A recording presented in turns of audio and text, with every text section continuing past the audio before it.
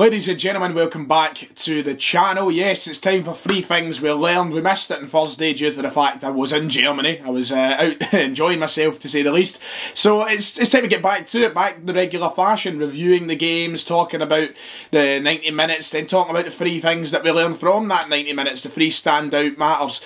We know how the series works by now, and it's good to get back now, and it's hopefully a kind of turning point for myself where I can get back into doing some regular content over the next month or so with so many games of football, with so many big games of football, and then a January transfer window after that as well. So, you know, stay with me, stand by. We will hopefully be back to the best. Like and subscribe if you're new around here. That would be much appreciated. You know where all that stuff is down below. But let's talk about Celtic 2, Aberdeen 1. A game which was always going to be tough for Celtic, and one that it was vital we got 3 points in. When Rangers finished up today, winners against Livingston, the only thought in my mind was, well, the pressure's on now. And I know it's an early point in the season and titles are not going to be won in December, unless it's, you know, last season. But titles aren't going to be won in December.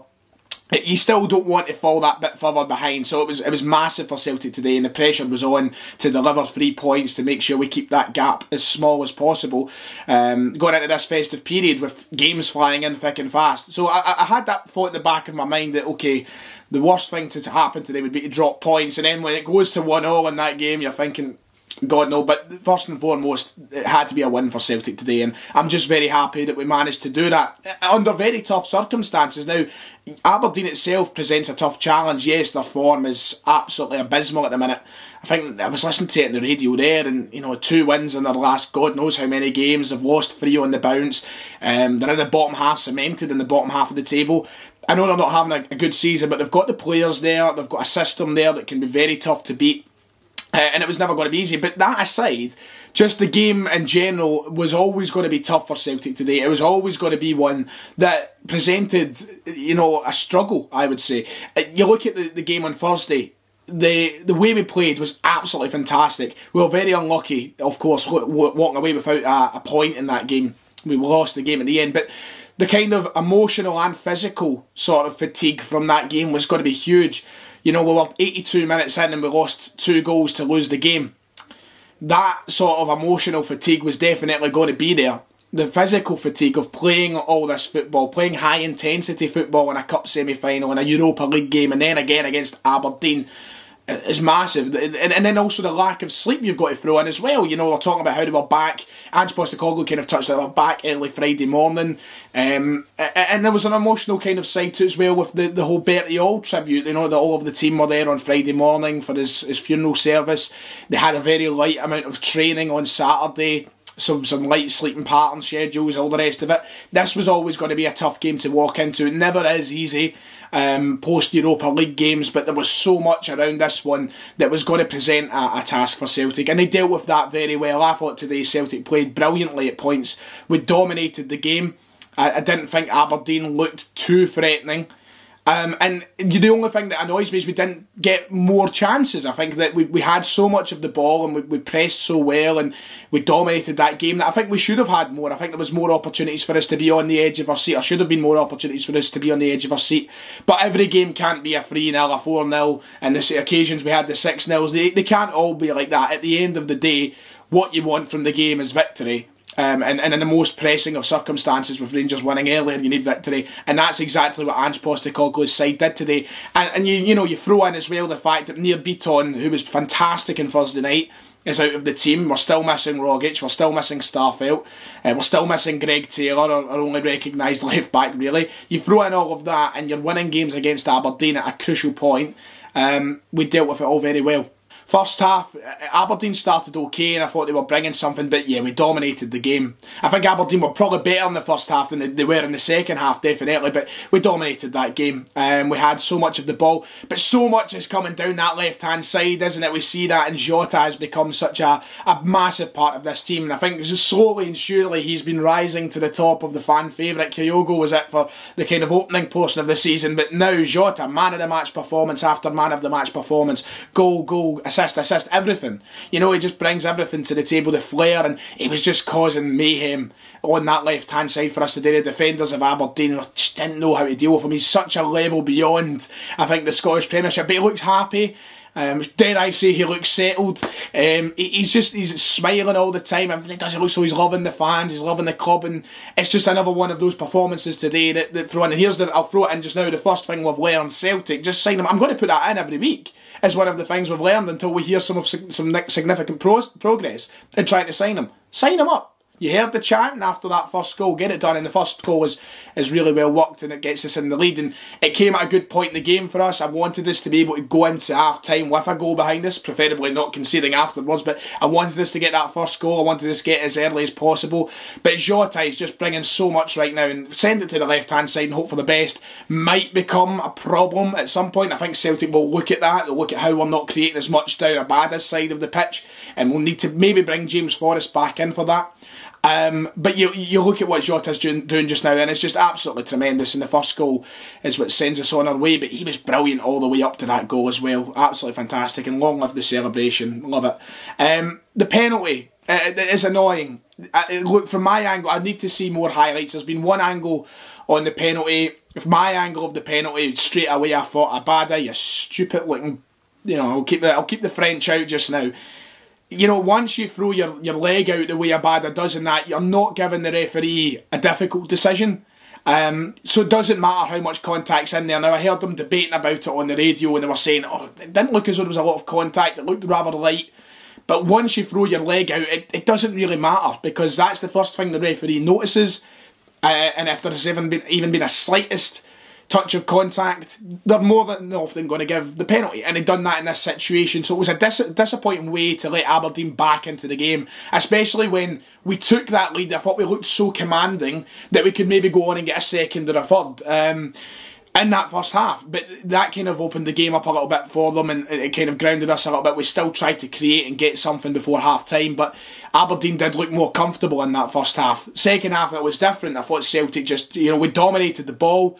And Aberdeen were really offering nothing as it went forward. They did lose out their two midfield players, McGeoch and Brown both had to go off, but second half it was all Celtic's ball. It was all Celtic's game, and as the minutes went on from the 45th minute up until Callum McGregor scores that goal, in my head, and I said this to David, who I sat with at the time, it's in my head I was just thinking to myself, we'll be okay. And the goal doesn't come pretty. The goal, you could say, is quite is a little bit lucky.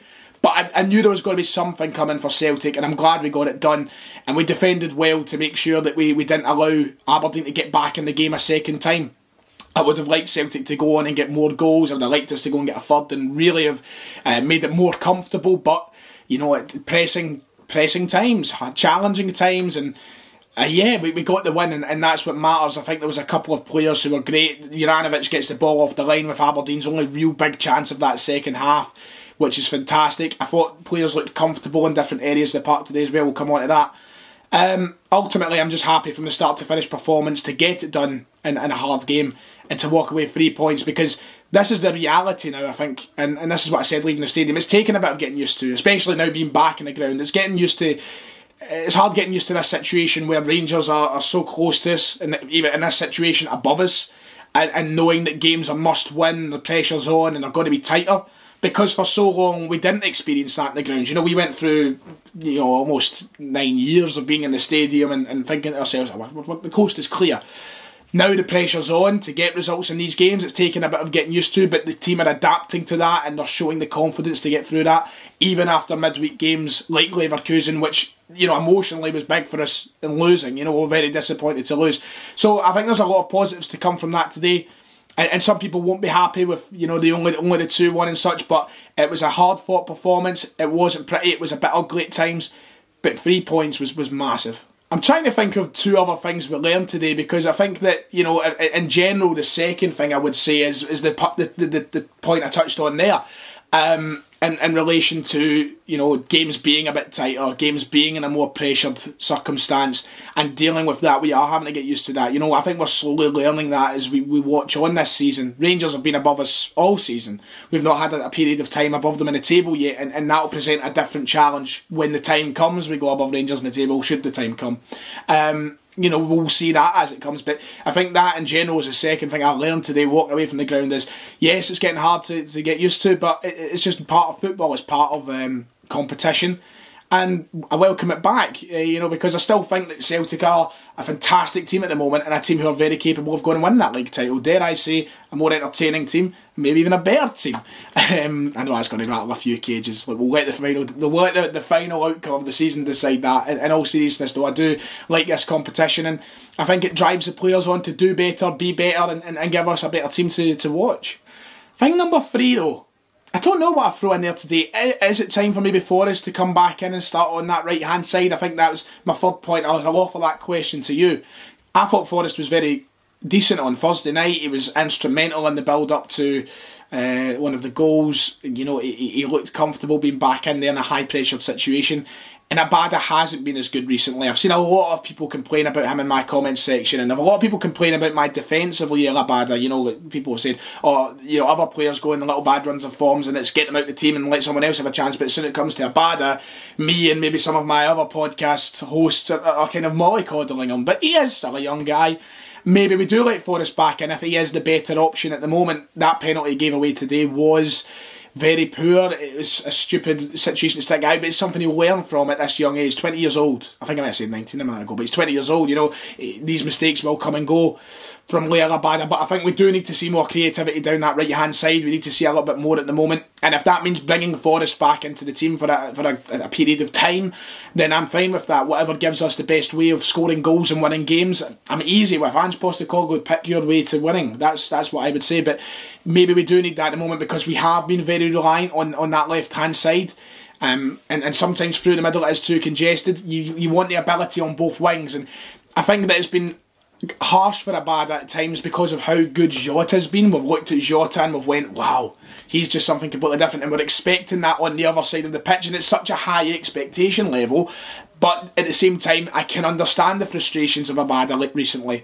That's not me saying get him out the team, you know, he's shite and all the rest of it. That's not me saying that, but it is just saying that maybe there is a point there. Maybe there is a topic to talk about bringing Forrest in for the next little while. Let Abada regain some confidence, maybe from coming off the bench or in other games. But in these big games where we need to win and the pressure is on us, maybe we bring on the experience of Forrest at the start of a game rather than later on in the game and see what he can bring us.